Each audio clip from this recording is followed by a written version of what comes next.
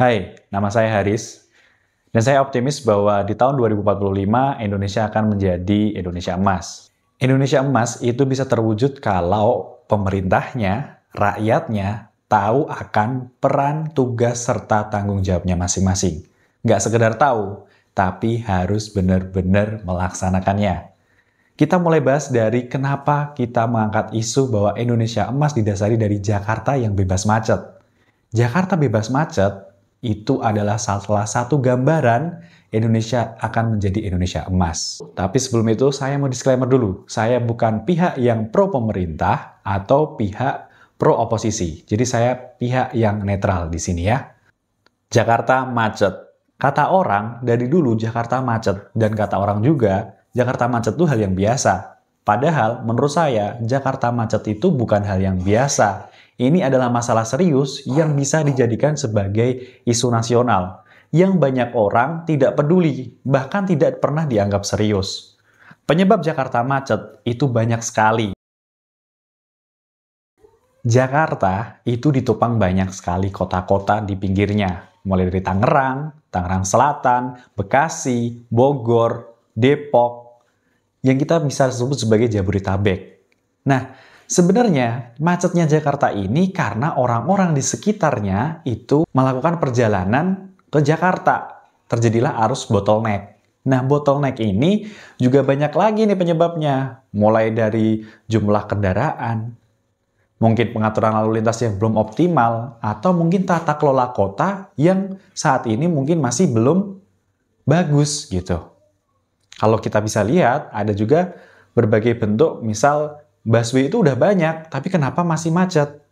Mungkin bisa jadi bukan busway-nya yang bikin macet, tapi separator busway-nya yang kadang bikin bottleneck. Atau mungkin yang lainnya. Tapi sebelum membahas itu semua, kita harus tarik mundur dulu.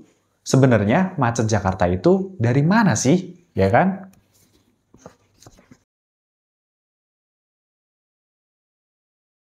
Kita lihat bahwa di sekeliling kota Jakarta itu banyak sekali arus kendaraan yang masuk ke dalam Jakarta. Baik dari pagi, siang, sore, bahkan malam. Keluar masuk kendaraan ini, jumlahnya itu banyak sekali. Dan pengaturan lalu lintas itu sebenarnya udah dimaksimalin. Kita lihat loh, polisi itu dari pagi, siang, sore, malam tuh ada. Mereka ngatur lalu lintas. Kita bayangin capeknya Pak Polisi, Bu Polisi yang ngatur lalu lintas. Tapi tetap kena macet. Kenapa gitu kan? Kita tarik mundur lagi, ternyata kalau kita pikir-pikir, ya kan, kita dalemin, ternyata jumlah kendaraan di Jakarta itu emang udah banyak banget. Mau kita lebarin Jakarta, jalannya kita lebarin kayak apa, itu kendaraannya udah banyak banget. Tapi, apakah karena kendaraan? Belum tentu. Kita tarik mundur lagi. Kendaraan ini bisa banyak karena apa, ya kan? Kenapa kok kendaraan itu bisa banyak gitu? Tarik mundur, ternyata populasi penduduknya itu banyak. Kenapa kok bisa saya bilang kayak gitu? Karena kemarin waktu hari libur, anak-anak sekolah libur itu, Jakarta itu bisa lenggang. Saya yang notabene itu berangkat dari Bekasi ke Jakarta, itu nggak terlalu ngalamin macet. Loh, berarti anak sekolah dong yang bikin macet. Ya ada komponen situ, tapi perlu kita sadarin terlebih dahulu bahwa semua orang ada kontribusi macet di Jakarta. Nggak cuma anak sekolah, nggak cuma motor, nggak cuma mobil, semuanya ada kontribusi. Nah, kenapa kok saya nitik beratkan di anak sekolah? Karena kita lihat nih, ketika orang berangkat ke sekolah nih, nganter anaknya, kebanyakan satu mobil itu diisi banyak. Satu mobil itu hanya diisi beberapa orang saja dan mobilnya itu gede-gede, ya kan? Ini nganter anak sekolah ini rutinitas yang kita lakukan tiap pagi ini itu tuh bener-bener padat, bener-bener banyak gitu. Tapi ini bukan salah di anak sekolahnya ya, jumlah anak sekolah banyak itu bagus gitu kan. Tapi kita tarik mundur lagi nih, ada critical point yang lebih kritikal dari itu. Jumlah anak sekolah itu banyak karena apa? Ya karena penduduknya banyak, overpopulated. Overpopulated inilah yang menjadi sebenarnya akar masalah di Jabodetabek. Indonesia itu terlalu sentralisasi di Jakarta. Jadi penduduknya yang tinggal di Jabodetabek ini udah terlalu banyak. Nah, kita tarik mundur lagi, kan kita nggak bisa nyalain dong, penduduk Jakarta itu banyak. Karena mereka kan di sini juga, ada tujuannya sendiri-sendiri gitu. Ada yang mungkin menghidupi keluarganya, dan lain sebagainya. Tapi yang jadi masalah serius, yang harus kita tekankan di video ini adalah penyebab kenapa Jakarta tuh bisa overpopulated. Nah, kan jadi timbul kan pertanyaan itu di benak teman-teman semuanya. Jakarta itu bisa overpopulated karena, jadi kalau kita bisa memberikan sedikit pendapat ya, kalau kita bandingin dari data juga, Jakarta itu setiap tahun itu banyak sekali orang-orang yang datang ke Jakarta. Dan akhirnya mereka ada yang menetap di Jakarta, ada juga yang bermukim di area Jabodetabek. Kenapa mereka datang ke Jakarta? Ternyata alasan utama mereka adalah mencari kerja. Mencari penghasilan. Jadi orang-orang di luar Jakarta itu banyak sekali yang datang ke Jakarta untuk mencari pekerjaan. Dari Sumatera, Kalimantan, Sulawesi, Papua, NTT, NTB, Bali, Jawa Tengah, Jawa Timur, dan sebagainya. Banyak yang datang ke Jakarta. Entah karena mencari kerja atau mungkin mencari peruntungan nasib di sini. Kok bisa kayak gitu? Emang di daerahnya nggak ada lowongan kerjaan? Ada. Nah, ini yang harus kita konsen di situ. Lowongan pekerjaan di daerah itu ada. Tapi, apakah sudah bisa mengcover kebutuhan dari masyarakatnya? Itu yang menjadi tanda tanya. Jadi, PR kita itu sebenarnya banyak. Concern kita itu banyak. Kalau kita lihat dari sisi makro, masalah macetnya Jakarta itu nggak hal yang sederhana. Ini adalah masalah yang kalau kita tarik ke belakang, itu ada masalah ekonominya, ada masalah dari sisi peraturan hukumnya, ada masalah dari sisi sosial budaya di lingkungannya, juga ada. Padahal ini dari satu topik, yaitu macet Jakarta. Dan ini nggak bisa diselesaikan oleh orang sendirian, nggak mungkin. Sekelas wali kota, belum tentu. Gubernur, belum tentu juga kalau gubernur itu sendirian. Pak Presiden pun harus dibantu rakyatnya buat menyelesaikan ini. Karena ini konsen bersama. Nggak bisa kita harus tiba-tiba kasih ke Pak Presiden, itu Jakarta gimana?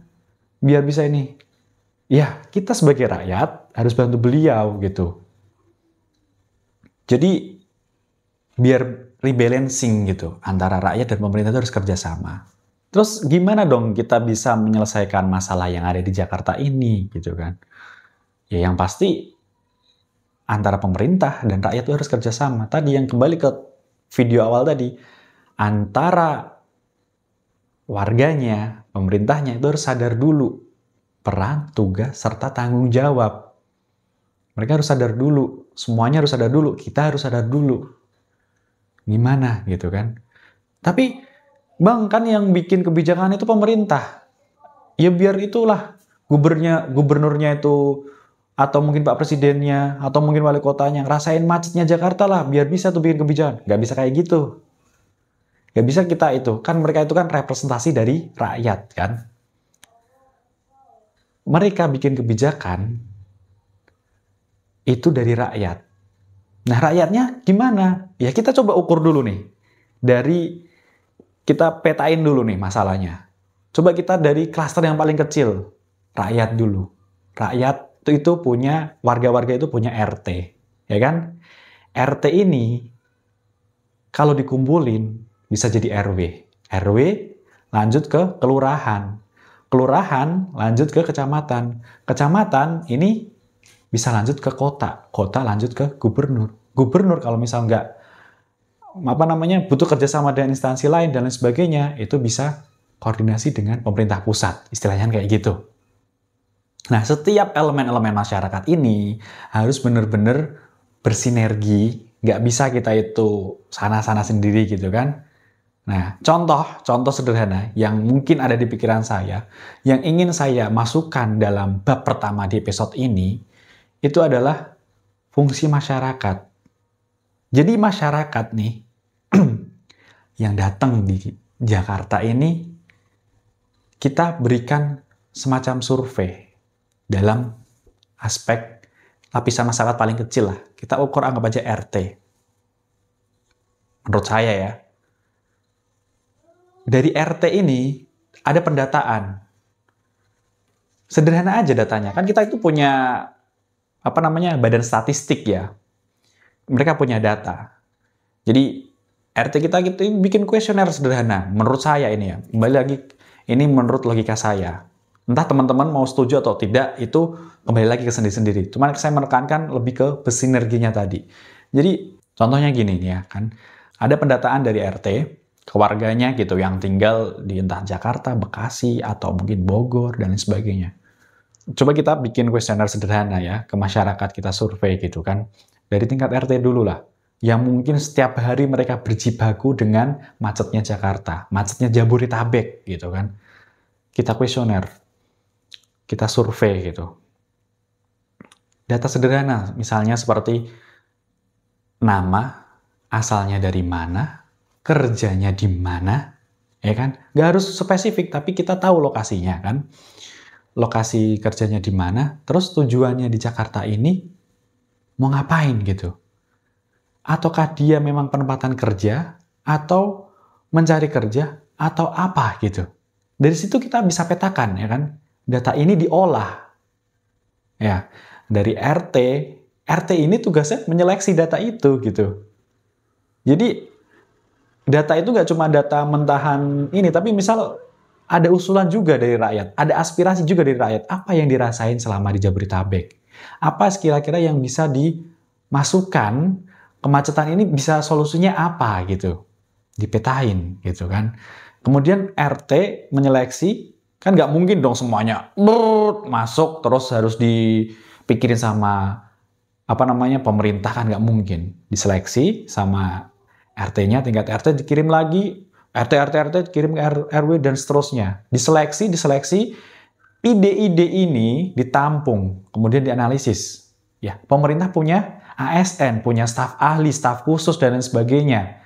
Yang tugasnya ya mereka itu analisis gitu. Analisis, tampungan masyarakat. Ketika udah dianalisa, keluarlah ini ide-ide yang benar-benar bagus gitu. Jadi kita anggaran bayar, istilahnya kita kalau bayar pajak, ya ini tuh optimal gitu loh kan. Bener-bener ini ada ide dari masyarakat tuh nggak yang istilahnya masyarakat tuh asal ide keluar-keluar di sosmed. Saya mau ini. Nggak bisa kayak gitu, ya kan? Kita ada birokrasi, saran-saran yang berkualitas yang udah terselektif tadi, diolah bersama.